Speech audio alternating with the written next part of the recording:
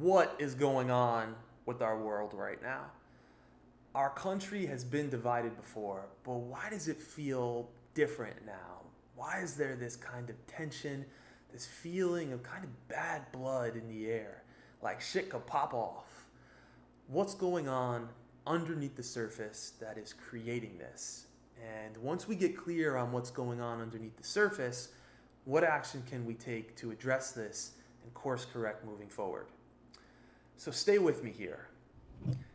Technology has become the 21st century infrastructure. And if you look at traditional infrastructure, things like roads and sewers and trains, these things are external, whereas today's infrastructure, this stuff is way more intimately embedded in our minds and in our nervous systems. So much so that it's kind of like we've had a brain implant that really governs and starts to shape how we see the world and what we believe and how we make sense of reality and then what action we take from that reality that this is creating.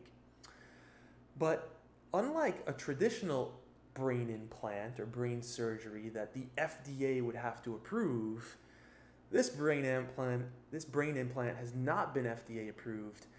This has been programmed by Silicon Valley, by 20-something-year-old coders that are fundamentally changing the way that we think about ourselves and life and see the world.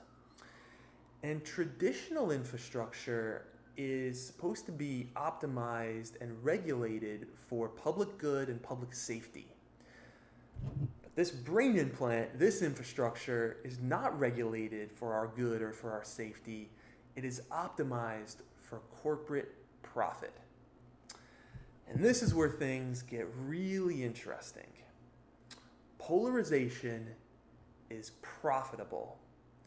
So the more outrage we feel, the more polarized we are, the more disinformed and addicted we are to this technology, the more that these social media platforms and just media platforms keep our attention.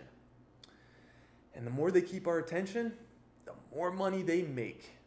So it is big business to have us divided. And these news streams, our news feeds, they're not programmed for grounded, scientific, factual information.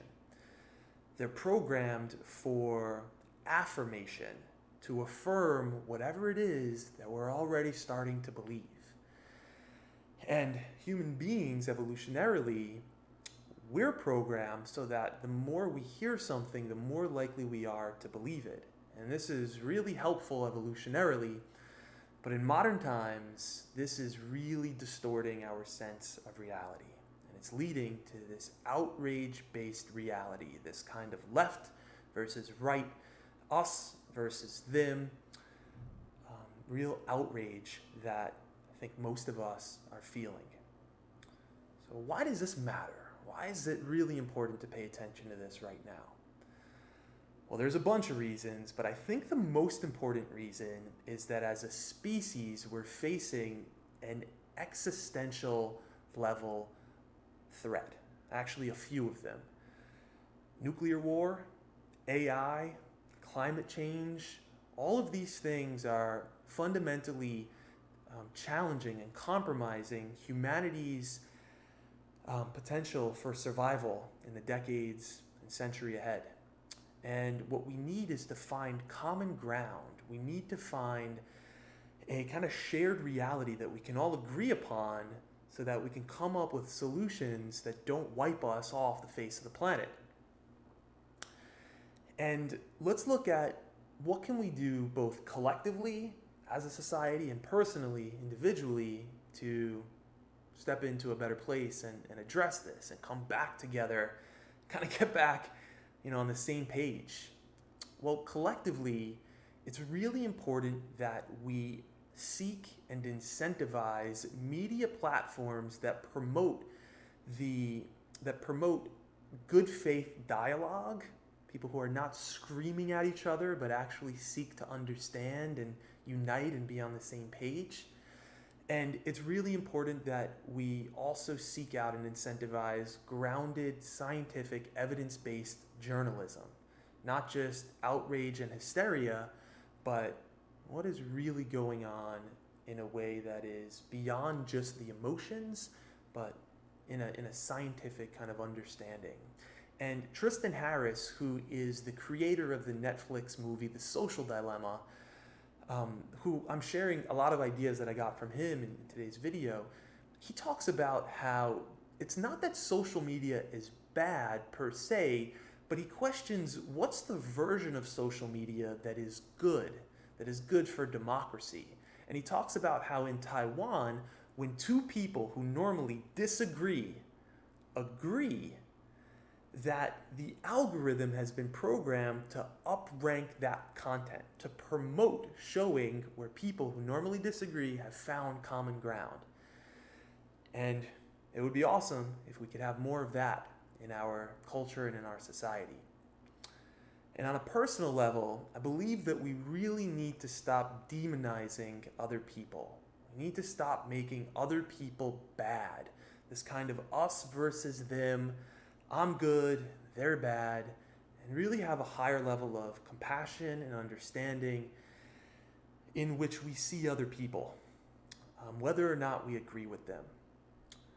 And if you look at what's really going on in our nervous systems, well, one, these social media platforms are hijacking our nervous systems and bringing a sense of outrage into our bodies. And then from that place of experiencing outrage and anger and fear, traditionally, we've been taking action, trying to make it go away. When what we really need is to learn to process our emotions in a healthy, grounded, wise way. And once we clear out that emotional toxicity that's in our system, we can switch from a defensive state of mind to an expansive state of mind and bring a sense of curiosity to what's really going on here. What's grounded? What does my inner wisdom say? What can I do that is not just emotionally reactive, but actually addresses what I'm looking to address in a deep and fundamental way that benefits the whole of humanity, not just my people, but all people. And I know that this isn't easy. I know that this may feel challenging, but it is doable. I know it's doable. This is my life's work to help people really get beyond the stuckness and the lack of clarity that their repressed emotions or their unconscious emotions are creating, and to help them really connect with their inner truth, with a sense of clarity and compassion for them and for the world. And now's the time. Now's the time to step up our mental health. Now's the time to step up our level of compassion and good faith dialogue and unite in a kind of team human way. And I'll be here with you, and I hope you'll join me on the journey of it.